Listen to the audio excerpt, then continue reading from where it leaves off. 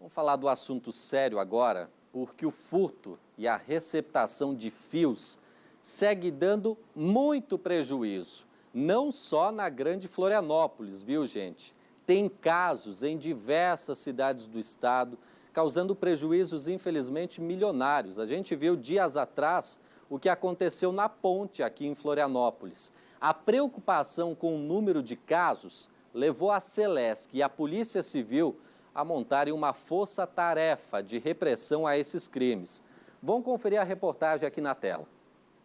Eles são cada vez mais visados. Os fios de energia elétrica estão sendo furtados com recorrência em todo o estado. Depois do furto, eles são vendidos, já que possuem um material de alto valor agregado, o cobre. Ano passado detectaram cerca de 1.800 ocorrências nesse sentido, Isso envolvendo rede de distribuição e subestação.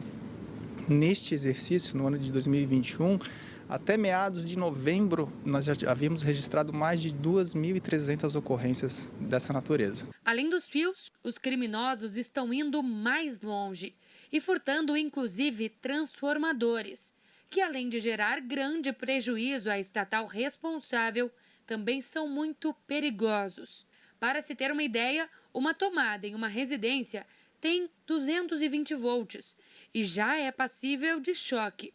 Já um transformador em uma rede possui 13.800 volts.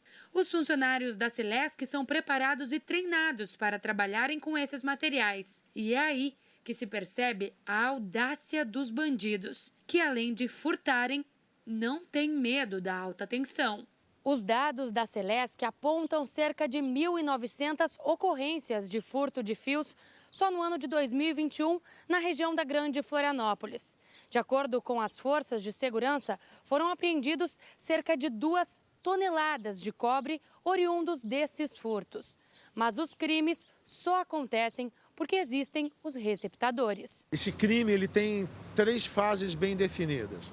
A coleta, o furto propriamente dito, que é realizado majoritariamente por pessoas em situação de rua nos horários da madrugada. Depois nós temos os receptadores, a maioria deles localizados em ferros velhos e ambientes de reciclagem não autorizados ou ilegais, que estão justamente no alvo da Prefeitura e das forças de segurança.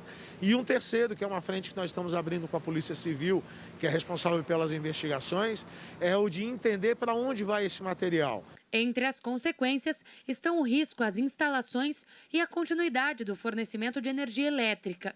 Um exemplo aconteceu na cidade de Itajaí neste ano. O roubo em uma subestação deixou 53 mil unidades consumidoras sem energia, incluindo o Marieta, principal hospital da cidade, e o Porto de Itajaí. Até o presente momento, a Celesc já alocou mais de 9 milhões de reais para recompor a plena capacidade de operação dessa subestação. Então veja os prejuízos que isso traz não só para a Celesc, como para a sociedade catarinense com a supressão do fornecimento de energia elétrica. Nem sempre os crimes têm grandes proporções.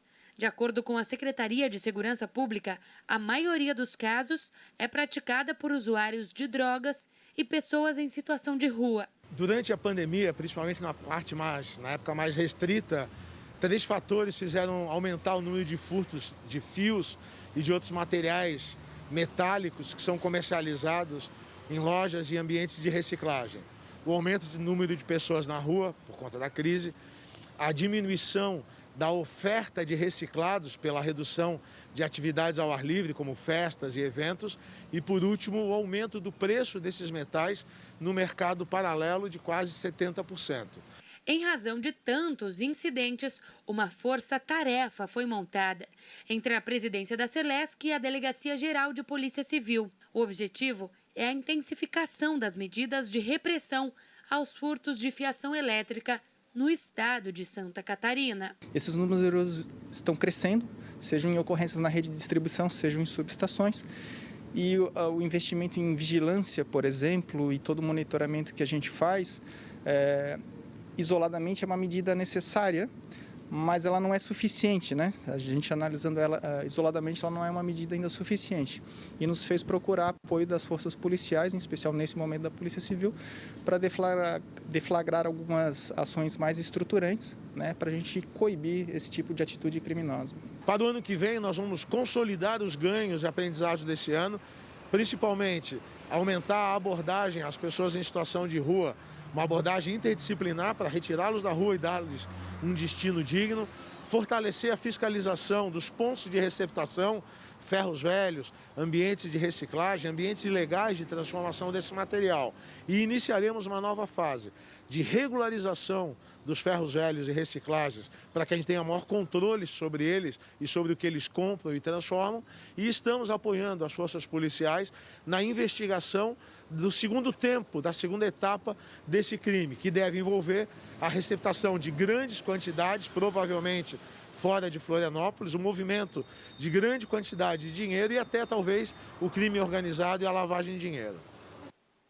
A Gabriela Milanese continua ligada nesse assunto porque hoje de manhã teve a operação com relação a furto de fios de energia. Gabriela, por favor, os detalhes. Oi, Luan, boa tarde para você, boa tarde a todos que nos acompanham aqui no Cidade Alerta.